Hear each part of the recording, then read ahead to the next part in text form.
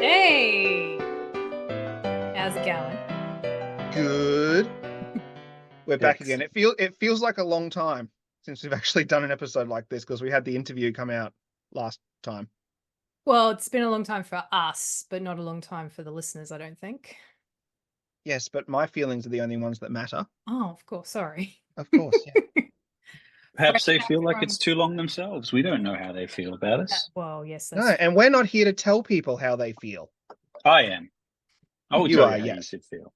How should people feel, Julian? I think people should just feel blessed that we come into their house every fortnight with great content, and that And how should they feel about the free. podcast? Oh, they should hate that, and should lynch us. But just be happy that we're as attractive as we are, and putting out content for people to listen to. Okay, Eloise is shaking her head, so she mustn't be attractive, but Brayton and I clearly are. So I was about to say you're setting the bar pretty low there. All right, well, that's all I welcome. have to say. Excellent. Great. Perfect introduction. Not a problem. Welcome to We're Not Helpful, everyone, a podcast about books, recommendations, our thoughts and opinions, and such. And I thought we'd start off this week, actually, because I haven't asked this question in a really long time. What have we been reading this week, gentlemen? Oh my goodness. I am reading Dead Man in a Ditch by Luke Arnold. Did Luke put Which him there? I, you know what? I don't know.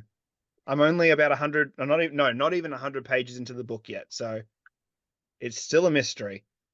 But it's the second book in the Sunder City series by Luke Arnold, who, if you don't know, played Long John Silver in Black Sails, Yar. and who I met for the second time at Supernova this past weekend. Yes, we're fresh back from Supernova. Brayton has an armload of books he brought back with him. I bought one. Yep. Yeah, you bought one. It was an important one for you. You wanted, I think you went in there specifically to get that one. Well, actually, it was kind of serendipitous, actually. So where is it? So for those of you who watch any reels, I'll put this up to show the book. It is Long Lost Fairy Tales by Kate Forsyth. And And I'll tell us. if you don't watch any of the reels, she held up a like a paper brick, rectangular shaped, filled with, I can only assume, words and pictures. Filled with bees. No. Bees, the bees. Kate Forsyth Not the is bees. well, not the bees. Kate Forsyth is one of my favorite authors from when I was a teenager because she wrote a fantasy series that I loved called The Witches of. Okay, I always Eastwick? called it The I Witches of think she Belemen. corrected your pronunciation. She did correct my pronunciation, and now I have forgotten what the pronunciation You'd was. been I saying still it have. wrong for like 35 years. Yes, I have been saying it wrong for 35 years, so no, less time than that. Oh wait, no. Yeah, no, wait, no, less time than that. Probably Okay, I We'll rounded just up. wait while Eloise figures out the maths. Yep. 25 years. It's still a lot. Um, Witches of Alenen. That's not how you pronounce the name, though. I'm so embarrassed. But it was one of my favorite books series growing up after I discovered fantasy from having read Lord of the Rings. And yes, she had a stall at Supernova on the weekend, and I walked past and I clocked the book on the table first, and then I looked at her, then I looked at the book, and I looked back at her again, and said, "Are you Kate Forsyth?" She's like, "Yes, I am." And I went, and acted like a 14-year-old, basically. I think I was more excited to meet her than Jodie Whittaker, who I did meet, and who is lovely, by the way. She's a lovely, lovely lady.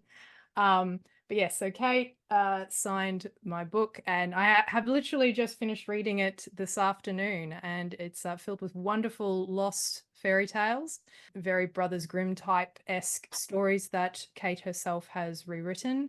Lots of very like Eastern European and some Middle Eastern stories as well, and British stories, fairy tale stories. So all of them are very interesting and very good, very reminiscent of Jim Henson's The Storyteller, which was one of my favorite television shows growing up as well. So highly recommend that particular book. And Brayton, you bought it as well, didn't you? Yes, I did. I Um, bought like every book. You bought every book, so I'm assuming you haven't gotten to this one yet. No, it's on my, well, actually, our topic today is definitely touching on our TBR lists. Yes. So we will get to that at the end. What have you been reading this week? Me? Yes, you. So- You're also part of the podcast. I've been reading a book called The Narrows by Michael Connolly, which is a follow-up to his book, The Poet. For those of you who don't know, The Poet was about a killer who used poetry as part of their signature. And Michael Connolly tends to write about a lot of interweaving characters. So characters will come into a novel and then, the next novel in the series might be another character, but this is a continuation of the storyline, so on and so forth. So The Poet is, I guess, a series, 3 or 4 different books featuring 3 or 4 different characters that weave in and out of each of the books. And this is the second book in that series about that. It's interesting. I like Michael Connolly. He's a good crime writer. I'm considering reading through the, I don't know if anyone's seen it. I keep recommending this to you, Eloise, Babylon Berlin, Yes. which was on Netflix for the first 3 seasons. Then something happened with the rights, and then it got taken off Netflix. But it has just been uploaded onto SBS On Demand here in Australia, which is a free service that anyone can watch. So I think even if you're overseas, if you have a VPN, you might be able to get it. Yeah, you'd need a VPN. All of the free-to-air television services require you to be in Australia, so you have to pretend that you're in Australia if you're going to watch them. Yes, unfortunately. which actually, and SBS is really annoying because if they detect an ad blocker, they would not allow you to watch the video. Oh, that's frustrating. And I am yet to find a workaround around that. But the trouble is the VPN I use has inbuilt ad blocker technology in it, and SBS recognizes it. So if I have my VPN on when I try and watch it, it will block it. So I don't know. Someone out there that's more tech savvy than me, if you can find a workaround for that, let me know. Because the ads are annoying, but I do understand they are offering this fantastic free service, so I understand. But I have been watching the 4th season of Babylon Berlin, really liking it so far, and I'm considering reading the books. I think there's like 10 in the series, but I think only 5 have actually been translated into English because it's a German show based on a German writer's series of detective novels set in late 20s, early 30s Berlin. It's a great show. Really recommend it if you're up to that kind of stuff. Into that kind of stuff. I have been meaning to watch it because I know it will be a good way to practice my German, but I feel like I'm going to be sitting there trying to work out what they're saying instead of just reading the subtitles and then miss everything. It's I think you would enjoy it just as a crime show. It seems like something right up your alley, Eloise. I do love a good crime. All right, shall we get into some listener mail? Yes, please. All right. Who can guess who this first one is from? Adrian, I don't know. It's Sylvia again. Sylvia's corner. I feel like we should give her that at the moment. She does come in fortnightly now with an email that perhaps she should have her own little email spot. Yeah, and when she doesn't email, I'm like, oh no, what have we said to upset her? We have a couple of emails from Sylvia, and we have an email from a new listener. Ooh, new listener Yes. mail. I don't know any other tunes apparently. Yeah, that's it. So this is what Sylvia says. Hello, folks. Hope you're doing well and the weather is treating you fairly. Nope, it rained all day today. Bored all day today. All day. But really nice and cold, so that was much better than a few weeks ago. That's true. Oh yeah, the temperature has been perfect, in my opinion anyway. I thought I should mention I didn't follow that particular piece of advice about writing and health. So that was the comment that you weren't hurt enough to write. about that topic. Oh, yeah, the bad writing advice. And Yes. if you haven't had some kind of emotional breakdown, then you can't write anything significant. Exactly. However, an iteration of that advice is what Stephen King used to tell himself for years to excuse his excessive drinking. You can find it in On Writing, and the best part about that, the best about that part is his deep awareness that it's rubbish. Julian, I think you've read On Writing. Would you agree? Yes. Perfect. Moving on. She actually says moving on. That's not me. Okay. After listening to all the first prizes and dishonorable mentions of the Bulwer contest, I need to know what happens with the serial killer.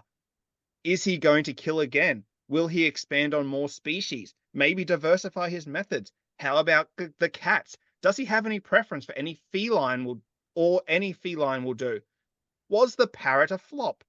Will he start a trend of bird murdering? So many questions. I don't remember which that one was, unfortunately. Let me see if I can quickly find it. Remember, the concept of a bird murderer intrigues me. So, for anyone that can't remember, this was the winner of the dark and stormy section. Time was passing as slow as a snail on Valium. Yeah, that's the line. That's the line that we really liked. Yep. Time was passing as slow as a snail on Valium as I waited on this dark and stormy night for the taxi I called that would probably never come to this wretched street where the waterfront serial killer had, in the past year, strangled 9 women, 2 cats, and a parrot. But that is another story. That's right. That was another story. Yeah. So that was the one she was referring to, if you've forgotten. All right. We'll write it for you, Sylvia. Perfect. She says, as usual, have a lovely day. Great to listen to your podcast and looking forward to the next episode. Cheers, Sylvia. P.S. I can confirm Chekhov's rule is to have a gun in every story. His stories are famous for their outstanding presence of guns. Of course, Chekhov's gun is every story must have a gun. She then sent a follow-up email. Oh. She says, hello again. Sorry for sending 2 emails. I managed to forget half of what I wanted to say and only remembered it hours later as I was painting some boats. As you do. Were you painting real boats or were you painting pictures of boats? That was my exact We'll question. never know. Maybe she'll tell us. Or keep it as Maybe. a mystery. So Stephen King adaptions. Julian, you and Sylvia seem like you get along really well. I don't know how obscure it is, but I really liked Stand By Me. I have not seen Stand By Me. Oh, beautiful, fantastic. beautiful film. Yeah. And a great novella as well. I also have an intense hatred against Carrie 2 and Pet Sematary 2. Have you seen any of those, Julian? I have unfortunately seen Pet Sematary 2, a movie that Anthony Edwards, for some reason, decided to be in, and I think the only work that Edward Furlong could get at the time. It is not a good film in any way, shape, or form. 5 stars. It's not even in the so good it's bad category. It's just not a good movie. Oh, it's just bad. Mm. Oh, speaking of bad movies, I think Julie and I are going to do a special episode about a bad movie we watched. Ah, yeah. Stay tuned. Something to look out for. Ooh. They are both a mix of sequel and adaptation nobody asked for, and they're awful. I couldn't agree more.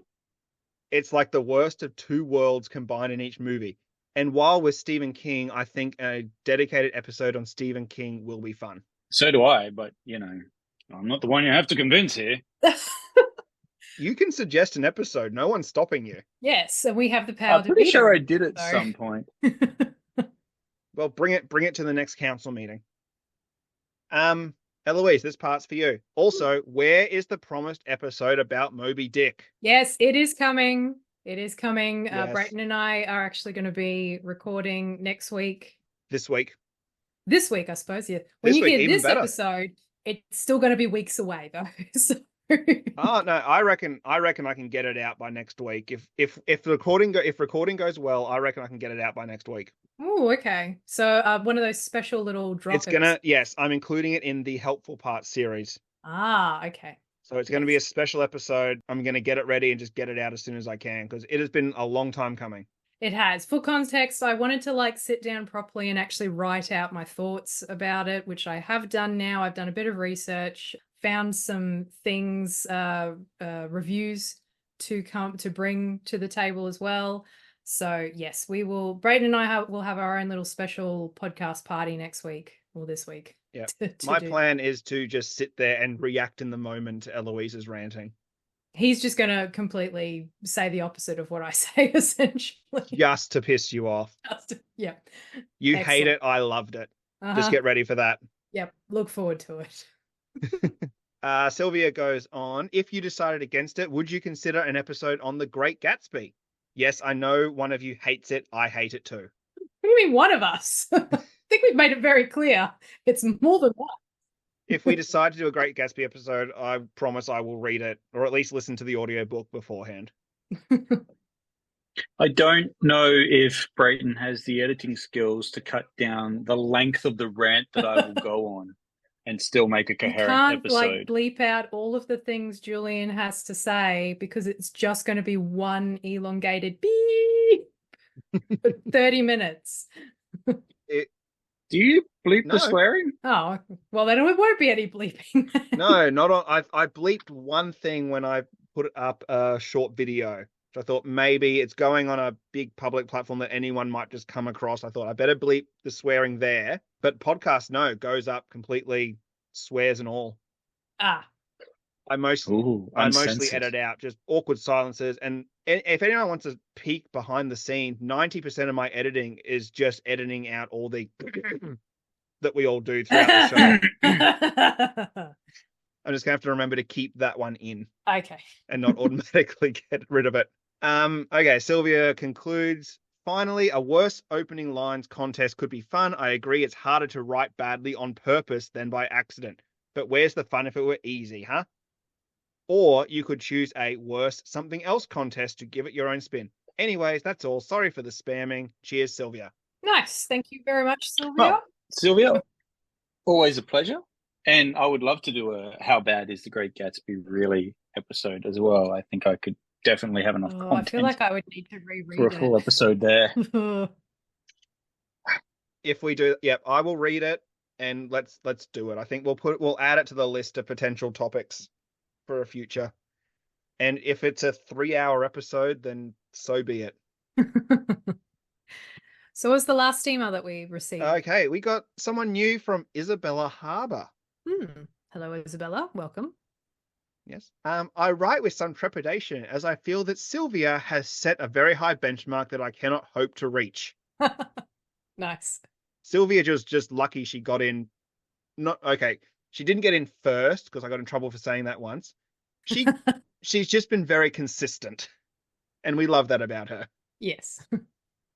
But Isabella, you are welcome here too. Anyone else that wants to write in, feel free. It's nothelpfulpod@gmail.com. It's in the show notes. So, where was I up to?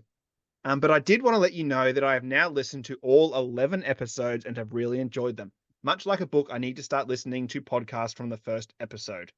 I'm exactly the same. I agree with you, Isabella. I am now torn in that, against your advice, I want to read both Moby Dick and The Great Gatsby. No! Oh, no. Oh, dear. We've lost her. I may break and read The Great Gatsby because, as you pointed out, at least it is short. It is. Does it feel short? Oh. Okay, so The Great Gatsby. No, here we go. Short, We've done it now. And it. No. I promise I won't rant. It is short, and it is actually very well written. It's the story and the characters that I hate. Okay. So the writing in and of itself is brilliant. F. Scott Fitzgerald is a magnificent writer. None of those things are true of Moby Dick. Oh, I will disagree with you on some of those things, Eloise, but we will talk about it.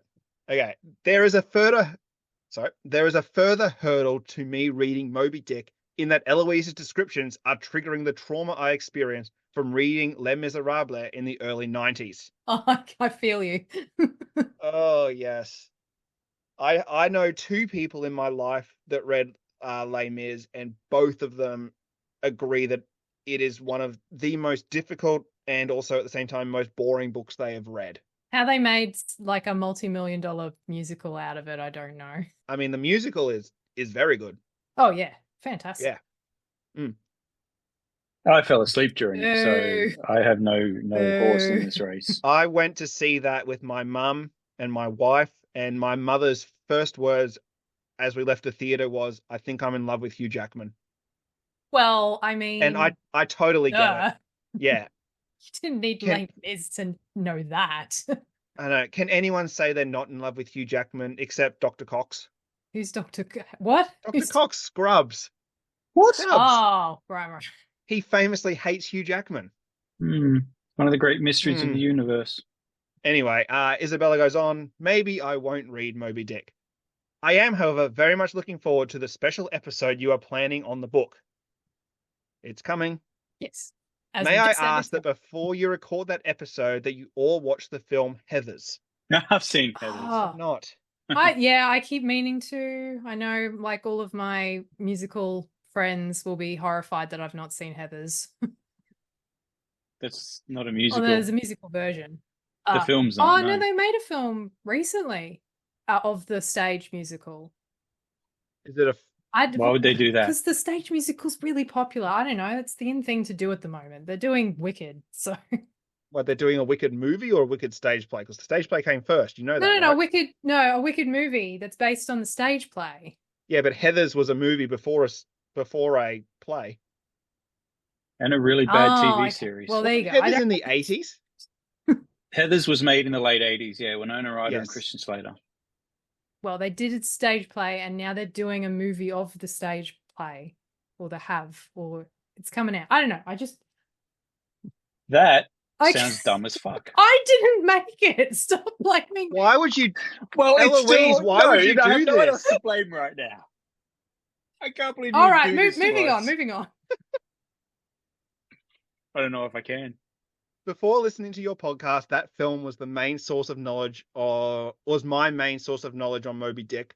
And the more you talk about the book, the more I think that Heathers may actually be a modern day adaptation of Moby Dick set in a US high school, with the pursuit of the white whale replaced by the pursuit of popularity. I haven't watched the film since the 90s either, so I could be wrong, and I'm too afraid to Google as I don't want to be disappointed, or at least not yet. Thanks for creating a great podcast and look forward continued listening. Isabella. Well, thank you, Isabella. I'm going to try and work out how to watch Heathers then. With your eyes. No, I mean... yeah, well, and your ears, I meant presumably, if it's so you on can hear it. a streaming platform. I think it may be on Stan. Interesting. Also, I'd like to discuss early Christian Slater films with Isabella. Okay. I feel like she's someone who must know about them if she knows Heathers and enjoys Heathers. Apparently it's on SBS On Demand. Oh, there you go. It was foreshadowing. And watch it for free. Excellent. Yep. 1988. Heathers came out. An early Christian Slater. Was he in Cuffs? Is that another Christian? He was I in have Cuffs. seen Cuffs. I can't remember anything about it, but I've seen it. I know I've seen it.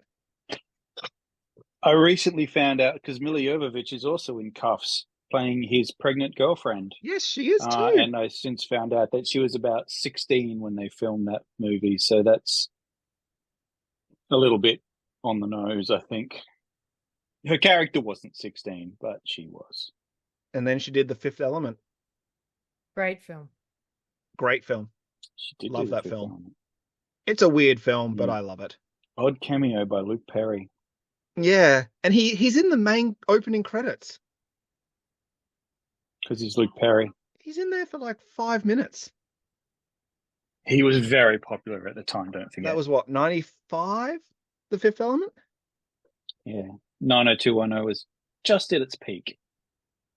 And then he did Riverdale. He was the best thing on Riverdale. That show, Eloise, you've seen that video of like what happened to Riverdale? Yeah, that video is insane. Yeah, especially when you find out it's like only one episode that it's talking about.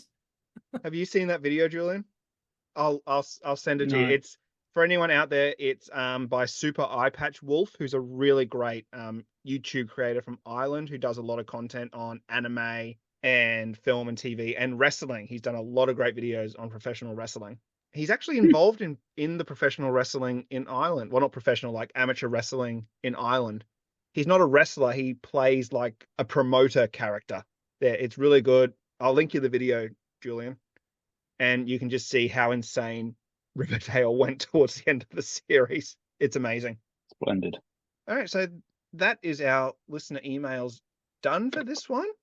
Excellent. Quite a few. Thank you all for emailing in. Eloise, you had the Yes. idea for this topic.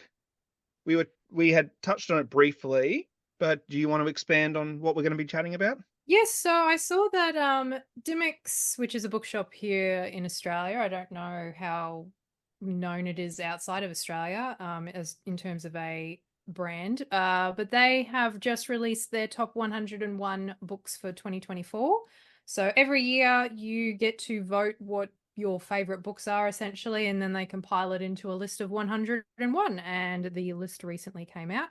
I thought we could quickly go through the list to see what we're surprised made the list, what we're surprised didn't make the list, what we're happy about made the list, and also what we might take from it in terms of what we're wanting to read. So I don't think I'm going to like read out every single book that is on here. No, do it. Be brave.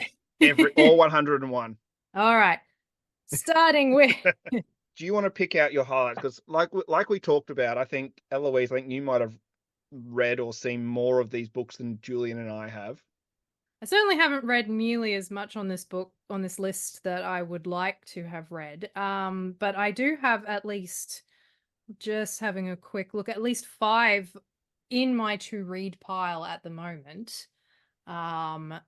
So looking at it, the thing that jumps out me most that I'm happy with is that once again, The Hobbit and The Lord of the Rings still made the list at, so The Hobbit is at 79 and The Lord of the Rings is at 71. I'm always happy that they are on the list. Some of my other favorite books are on here as well. So for example, The Night Circus is at number 92, which is actually quite a lot further down compared to the last few years as well. And the book, I saw The Book Thief was on here, but I've lost the placement of it, unfortunately. It's somewhere. It's definitely a book that exists. It definitely 40. is a book. Number 40. Yes, great, thank you. I also noticed that there are a lot of like self-help books, and even a cooking book is on the list, and I was a bit intrigued. The one that jumped out at me when I was just scanning through this is number 54, The Complete Australian Guide to Pregnancy and Birth. Yeah, that's I'm surprised that was on there. I don't know if it's like I'm because as far as I know, this isn't based on just like number of sales, is it? No, it's people who specifically vote for these books, and I think it was also because I voted in it, and you can actually vote in categories. So they've got like different categories where you can pick the books that you liked the most. So I think it's on a basis of what gets the most votes out of all of those different categories makes the list, essentially. I don't know. I was surprised that one was so high when Lord of the Rings is 71. Maybe it's not as relevant anymore, which is kind of sad, I guess. Maybe whoever compiled the pregnancy and birth guidebook was less descriptive and got more to the point than Tolkien. Could you imagine Tolkien describing a birth scene? I haven't got the time nor the patience to endure something like that. Now I really want to see it. I wonder if I could just ask AI to describe a birth in the style of J.R.R. Tolkien. Oh, God. Okay, I'm on it. Talk amongst yourselves while I do this. Yeah, no, that's a whole nother episode. You've saved that for the AI. No, we're doing this now. No, we're not. It's funny actually that there aren't more of that kind of thing, considering lots of birth does happen within his, mythology. Like they have lots of Samwise has 13 children, so you would think that a description would have happened at some point. All right. Well, Brayton's mindlessly doing that. I just put in the prompt and it's already amazing. Of course it is. Yeah, okay, we had talked about doing a whole episode about AI. So let's put a pin on that because yeah, that could be amazing. All right, save If that for anyone the. if anyone wants to, I went onto ChatGPT and just wrote describe a birth in the style of J.R.R. Tolkien. And yeah, Still going? it did about five Still short compiling? paragraphs. One, two, Five. three. Well, then that's not Tolkien Sorry, style. 7 paragraphs. Oh God. 5 short pages, maybe. But it's okay. Let me just read you this one little paragraph. It's perfect. Okay. Amidst the flickering candlelight and the gentle murmur of voices, the moment of birth arrived like a silent herald, announcing the arrival of a new life into the world. With a cry that echoed through the halls of Bag End, the child was born, a tiny bundle of joy cradled in Primula's arms. They pause for 13 songs now. Yeah, they all break into song. And each one is heard, Of course, yes. And I don't hate Tolkien, but It sounds like you do. no, I don't hate Tolkien. I wish he got to the point a little more. So back to the 101 list. Sorry for that detour. We'll put a pin in that for a future episode. Yeah, like I noticed things like, for example, there's this very popular recipe book on here, Recipe Tin Eats Dinner by Nagi Maheshi. So yeah, I found that really interesting that it doesn't just have to be like fiction and nonfiction books, because there's also a lot of memoirs on here as well. Yeah, Atomic Habits by James Clear is on here, which I know is an incredibly popular book, although it's one of those books where I think people will either love it because it does help them a lot in their life, or people completely take the piss out of it. Have you heard or read Atomic Habits, either of you? No, I have this aversion to self-help books, which maybe we'll do a whole episode again on self-help books, because I think there's a few things that I want to say about self-help books, which if you have found them helpful, that is more power to you, but they don't really seem to work for me. Yes. Like I know If it were just as simple as helping myself, I wouldn't need a self-help Yeah. book or be paying so much money to a therapist. I've seen a therapist in the past and she has recommended Atomic Habits. I just haven't gotten around to reading it yet because I was reading Moby Dick. Sounds like she didn't want to do her job then. I do highly recommend therapy though. Yes. Read this self-help book, but I paid you to help me. That's your job. I've noticed that Heartstopper is on here as well, except volume 5 of Heartstopper, which is interesting. I think the last few years that it's been like the corresponding volume what made the list, actually. So have you guys heard of Heartstopper? Yes, it just says here Heartstopper series on my list that I'm looking at. Oh, okay. So specifically, I think it's a young adult novel. That's the what is it? The two guys fall in love. I don't know much about it. I'm just gonna destroy it if I try and describe it. It's a young adult series sort of aimed at teens in relation to two young men who fall in love, and it's queer graphic novel set in high school essentially. And it's a very positive book that I think like a lot of people should be reading. I haven't read it myself, but I would. Queer is the word I was trying to get and I couldn't get. Right. My brain couldn't get there. Thank you. It's a queer love story. Yes.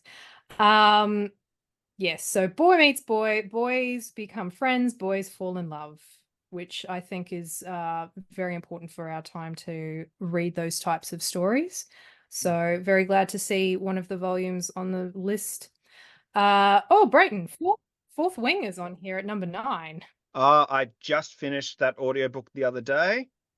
And I have started writing a review for it that I'm going to put out at some point as a special episode, because it's been such a phenomenon and I have thoughts about it. Some stuff I really liked, some stuff I wasn't too keen on, but I won't go into much detail at the moment. But the one thing I wanted to add on this list, number 2, I'm Glad My Mum Died by Jeanette McCurdy. I've heard of that one. I read that when it first came out, not long after it first came out. It is phenomenal. It is so good. especially if any of you grew up in around the time of iCarly when that was first airing on Nickelodeon. Like, it's so hard to even go back and like watch clips of that now, because she tells in this book about stories that were happening behind the scenes on certain episodes. And you can go into YouTube and find the clips from that episode, and knowing the backstory of what was happening around that is just so confronting. So Jeanette McCurdy was the actress who played iCarly, isn't she? No, she played Sam, her friend. Oh, right. Okay.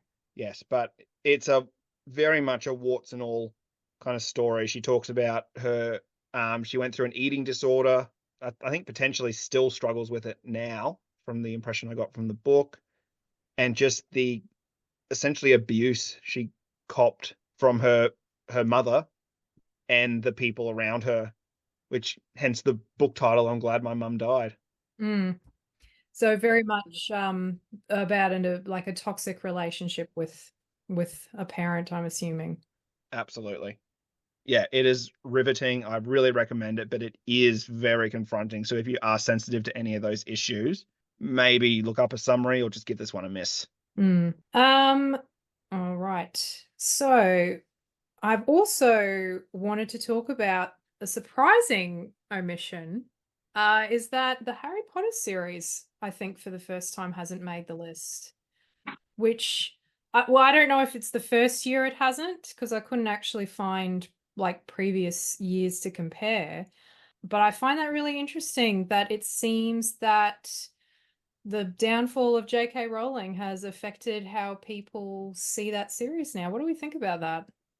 I was wondering whether or not Harry Potter is kind of moving out of the cultural zeitgeist, considering everything that has kind of happened with J.K. Rowling. And I guess we don't want to get too political on here. We're not that type of show. I do think that has definitely played a part in it, but also I think Harry Potter has run its time as well. The people who read them growing up are now grown up and moving on.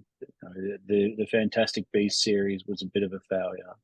Well, that wasn't even really a story. So I think yeah. No, and that's the thing, and I think it's just it's had its time in the spotlight. The world is moving on from that, but also I think that the recent implosion, I suppose you would call it, of J.K. Rowling certainly has played a hand in that too. It certainly has caused very much of a divide on the internet, especially when it comes to celebrities, either like completely, disavowing her or backing her. Like I find it really strange that there's a lot of people saying, she's allowed to have her opinion. It's just like, well, okay, sure, she's allowed to have her opinion, but then she uses her very prominent platform to promote the ideals of anti-trans sentiment and funnels lots of money towards organizations that are hurtful and that only cause pain towards people. So yeah, I don't really buy the she's allowed to have her own opinion kind of stance when her opinion is trans women aren't women. But I guess I don't want to get too much into that, because then we border on the whole idea of what is free speech and stuff. But I mean, if you tell her that she can't, then you have to tell the other side that they can't either. You can't have one without the other if you want true free speech. But however, that does not mean she can say what she wants and have no consequences. Exactly right. Which I think people tend to forget. So yes, she needs to keep that in mind as well, and so do the people who support her. Consequence seems to be here that Harry Potter falls off the list. And like, Julian, I know that you say that it's run its course, but in argument for that, I mean, Lord of the Rings is still there consistently. Like, I don't think Lord of the Rings has ever fallen off the 101 lists. And we're talking about a book that's almost 90 years old now. So yeah, The Hobbit will be coming up to 100 years not that long in the future. I'd have to actually look at all of the other stories, but I feel like they're the oldest books on this list, actually. It's possible also with something like Lord of the Rings, you have to also remember that it is held up as the pinnacle of its genre. There is nothing placed above it, and I think every new generation finds something in The Lord of the Rings because it is a timeless story. And Harry Potter does date itself a little bit in its time as well, I think, whereas Lord of the Rings doesn't. Being set in a fictional universe, it essentially becomes timeless.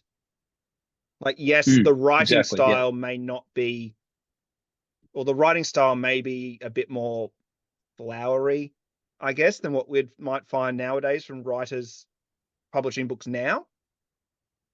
But ultimately, that story it's a timeless story of essentially the hero's journey. Mm. And being set in a fictional world means anyone can pick that up, and they're not having to learn about what technology was like in the 60s or 70s, or having to put their mindset in that. They can transport themselves to a completely different universe. I think that makes the transition a lot easier. Also, the more you think about the things that happen in Harry Potter, the more you think, what the hell is going on in that place? Whereas you don't kind of have that same horrific deal with Lord of the Rings. It is very much, like you said, the There's a lot of hero's things. journey. Less about child abuse and things like that. The thing is, Voldemort was always so nice to wait until the last part of the year to enact his final plan. He allowed them to finish off their studies, at least. Yeah. Also, why were they so scared of him? He was so powerful. He couldn't, but was he? Because, like, he couldn't kill a bunch of teenagers. He couldn't kill a baby. Because the power of love. Protected the baby from magic spells. He could have just, it's a baby, drop it out the window and it's dead. Like, stab it with the pointed stick that you have. It's a baby. And instead he banished himself for like 14 years. I guess, not to defend the writing, but I guess you could argue that Voldemort's hubris was kind of his downfall in the end. I think that's probably what it was. Look, it's one of those things where everything seems so very nice and whimsical if you don't look at it too closely. Don't lift up the veil. Don't start asking questions. I've taught teenagers for 15 years. Under that tough guy exterior, they are quite fragile, physically and emotionally. It shouldn't have been that hard for him.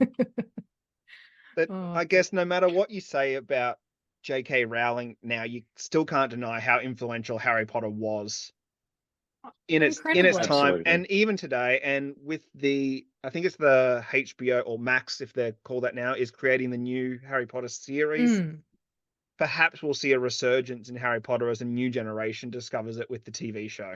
I would dare say we will, especially considering she is supposed to be releasing sequels as grown-ups. I don't know if that's still happening, but that was the last thing I heard. I would be interested to see how they would be received now, considering all the controversy. I hate to stay on the J.K. Rowling bandwagon. Let's move on to something more positive, perhaps. I also noticed that Game of Thrones is not on the list either. The Game of Thrones series, because there hasn't been a new book in like 15 years. Everyone's, with how badly that show ended and with no new books, they just threw up their hands. Admittedly, season 2 of House of the Dragon comes out soon and it looks good. Oh, yes. I remember messaging you guys after I watched the first episode of season 1 of House of the Dragon, and just like, I don't know if you remember, I was just like, God damn it. You were like, what? Like, House of the Dragon's really good. Yeah, well, I think we all had that reaction. We're like, God damn it, this is so good. Oh, no. It's nice to see Matt Smith play a bad guy. He's so great. I love him. So yes, I found that interesting that Game of Thrones wasn't on here, but also not surprising considering it's not really been that much in the forefront of everyone's thoughts for the last couple of years. George, we're still waiting. No, I know we shouldn't push, but like, come on. It's what? Okay. My honest opinion is I don't think it's ever going to come. I hope I'm wrong, because even though I've only read the first book, I still want that series to be completed. And I just want to know if the ending in the book is going to be better than the one in the TV show. I really want to go back and reread all the books, but I'm refusing to do it until I know when Winds of Winter are coming out, so that I can read it from book 1 to that book. Now, and then I have to do it all again when a Song of Spring comes out. What do we think about there's the conspiracy theory that he's already written the books and is waiting to posthumously release them so he doesn't cop any backlash, if any. Nah, I don't believe he's written anything of the last one. Is it? Oh no, What do I call it? A Dream of Spring. Dream of Spring. I don't believe he's written a word of A Dream of Spring. And I certainly don't believe he's waiting until he dies for it to be posthumously released. Because I read the thing with George Martin is I read an interview with him where he said that he can't write out and about. Like, he has to be at home with his computer. And I think other authors bring the laptops with them, and if they're in a hotel room doing a tour or something, they're still writing. He needs to be in his home, in his environment, and I think the trouble is he feels like the kind of guy that waits for that inspiration to hit before he writes. Which is why I find it so audacious that we didn't get a book after the COVID pandemic. It's like, dude, we were in our houses for 9 months. What were you doing? Drinking, Like probably. Like the rest of us.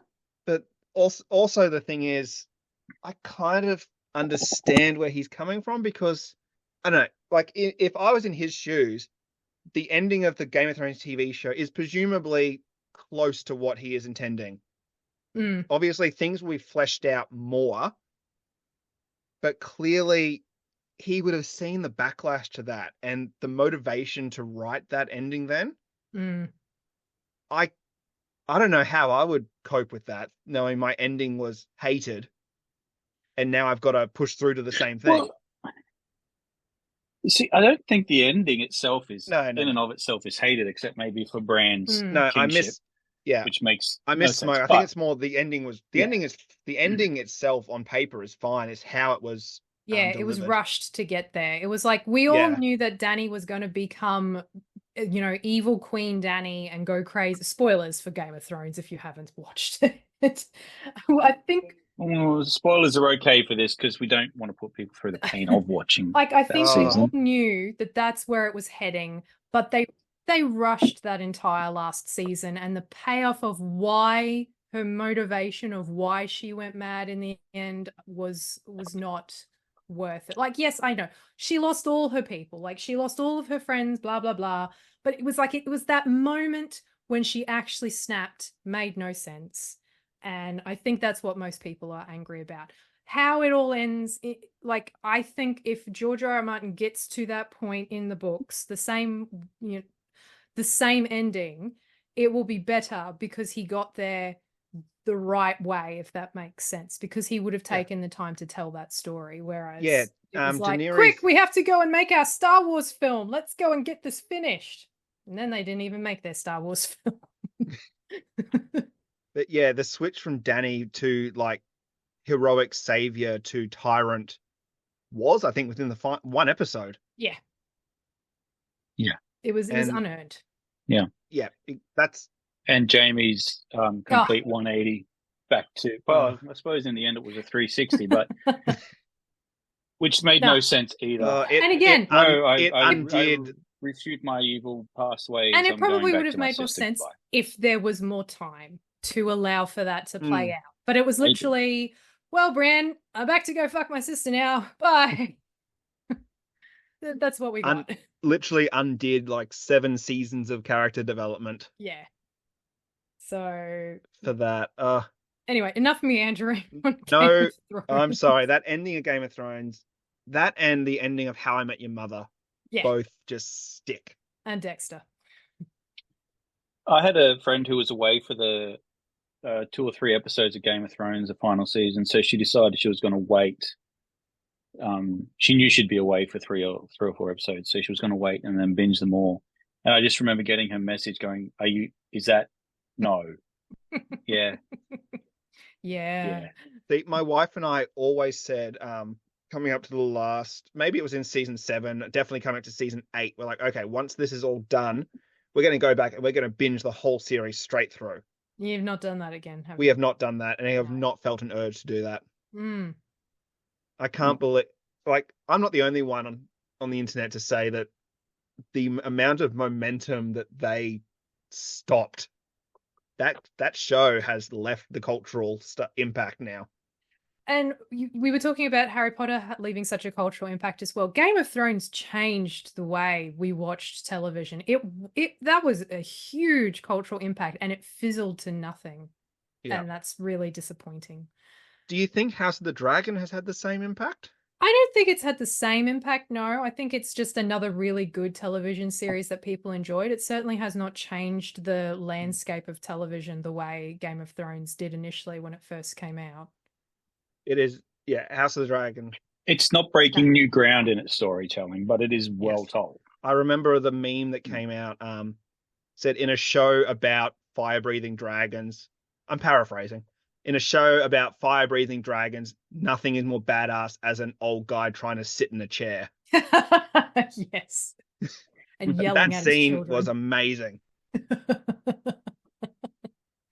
Oh, well, back to the list. I thought we would also discuss the number 1 on the list, which was The Bookbinder of Jericho by Pip Williams. Have either of you heard of The Bookbinder of Jericho? I have. Nope. I have not read it, but I have read the one that came before it, The Dictionary of Lost Words, which is up number 31. So both are very feminist books in terms of the stories that they're telling. I'm just going to grab up the blurb of Bookbinder of Jericho now. So in 1914, when the war draws the young men of Britain away to fight, it is the women who must keep the nation running. 2 of those women are Peggy and Maud, twin sisters who work in the bindery at Oxford University Press in Jericho. Peggy is intelligent, ambitious, and dreams of studying at Oxford University, but for most of her life she has been told her job is to bind the books, not read them. Maud, meanwhile, wants nothing more than what she has. She is extraordinary but vulnerable. Peggy needs to watch over her. When refugees arrive from the devastated cities of Belgium, it sends ripples through the community and through the sisters' lives. Peggy begins to see the possibility of another future where she can use her intellect and not just her hands. But as war and illness reshapes her world, it is love and the responsibility that comes with it that threaten to hold her back. So that sort of goes... Sounds laugh a minute. So I thought we could also quickly talk about what motivates us to choose the next thing that we wish to read. So I actually got The Bookbinder of Jericho for Christmas, which it is in my to-read pile, and I think I'll actually start that next now that I've finished Lost. Okay. Serious question that you have to ask every book person. How many books in your TBR right now? Oh, okay, hang on. 1, 2, 3, 4, 5, 6, 7, 8. No, there's like 10. Oh, geez, I'm at least 30 plus. Oh, in my amateur numbers. If I'm meaning my pile of books that I want to read and have not yet, definitely between 30 and 50. Wow. Those are ones that I own. Yeah. Between the last 3 supernovas and then just random ones I find in bookstores, I've got a lot there. I've definitely got like 10 physical books in my bookshelf that are my to read pile. So yes. So we've looked at a lot of books on this particular list. How do you guys choose what type of stories you want to read next? And have you decided if there's any on this particular list that you've looked at that you thought, oh yeah, maybe that might be good to choose next? I'm definitely interested in The Complete Australian Guide to Pregnancy and Birth. Like, I think that would be a really, as someone that has 2 kids himself, it's still a mystery to me. Okay. I don't know how it happened. I just came home one day and there was a child. Apparently it's mine. There's no proof. But, I've got to take her word for it. Julian, how do you choose your next book? I can hear her in the next room go. We can't hear Nelly.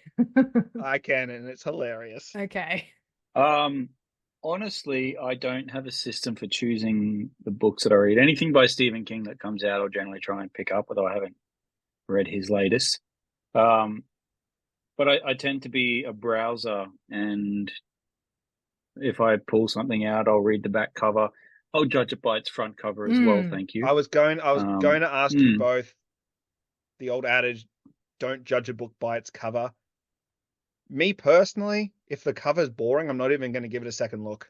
Yeah, that's your unless someone, like, I'm on the the TikToks. I'm so old. I'm on the TikToks and the Instagrams and the YouTubes. I get a lot of my recommendations YouTube mostly because Book Talk tends to recommend books that are not really my style. Like the popular ones like Fourth Wing and stuff like that. Maybe I wouldn't pick that up just if I was browsing through a bookstore. But there's certain YouTube channels that I like that I do trust their recommendations, and if something seems interesting, I'll look out for it. I like to go with the old little description that staff at a bookstore or a library put on the shelves. And if they give like a little review of something, that will tend to pique my interest, and maybe I'll decide whether or not I read it from there. When I was younger, it usually was, what next fantasy novel do I want to pick up now that I've finished Lord of the Rings and such? So yeah, I used to very much stay within that genre. I think I've branched out a little bit more. But yeah, like I've had a look at this list, and I've definitely gone, okay, well, there's a lot of books on here that pop out to me. And also for the fact that if it's on this list, it means that it's quite popular. So maybe it's a good idea to give it a chance. So that tends to be why I will look at books myself. I tend to struggle with books that have been recommended to me by other people.